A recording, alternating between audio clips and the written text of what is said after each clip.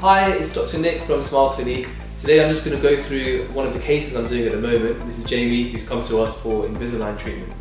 So Jamie first presented to us about a couple months ago because he didn't like his smile and he wanted to improve his smile. He had a very crowded tooth at the bottom. This is his face, you can see. Generally from the front it doesn't look too bad, but then when we look at the bottom teeth, over here, you can see this tooth is very crowded. So this tooth, this incisor is pushed back quite a lot and he wanted to bring it down because when he's smiling it's not so visible, but when he's opening his mouth, talking, laughing, you can see that tooth is sitting back.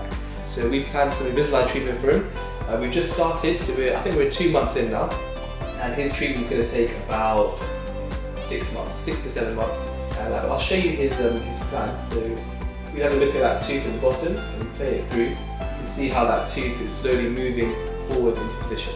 So moving this tooth forward will not only help it look nicer for Jamie, so when he's out and about talking and laughing in social situations it will look nicer, but also because his tooth is tucked behind, Jamie was getting some plaque build-up and inflammation around the gum.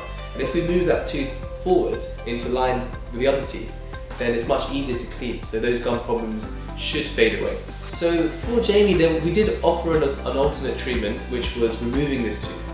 So not only pushing this tooth into the arch, but taking it out and then closing the gap. We decided to go with this plan because we both preferred this plan. It was less invasive. Another treatment option would be having traditional metal braces, which would do the job also, but they have their downsides in terms of appearance and them being less comfortable. So Jamie's treatment time for his case would only take about 6 to 7 months. Compared to when you have braces, sometimes that can take a bit longer. So we'll see where we're at 6 or 7 months, where the teeth have moved to.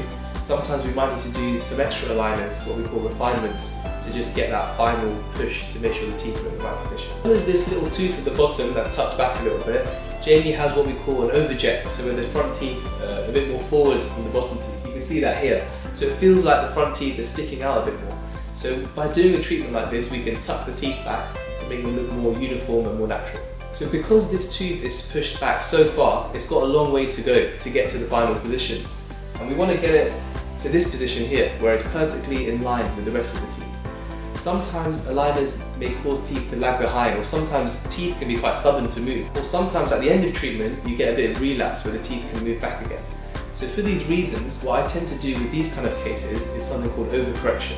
And this is where we push the tooth a bit further than we would, so the tooth actually comes out and sticks out a little bit more, just to give it that leeway to get that nice perfect result. So if you've got something you don't like about your smile, Invisalign is not for everyone. We need to assess you and see whether you need Invisalign or veneers or composite bonding. There's many different avenues to take, and the first step would be having a cosmetic consultation with us. So we'd go through, take lots of photos and discuss all the options available and see what is best catered for you, because this is not a one-size-fits-all. If you have crowded teeth or spaced teeth or overlapping teeth or an overbite, overjet, this is where Invisalign or braces is very useful. So because we're not at the end of Jamie's treatment yet, we're just sort of near the beginning, first 2 months out of sort of 6 months, so we're about a third of the way through.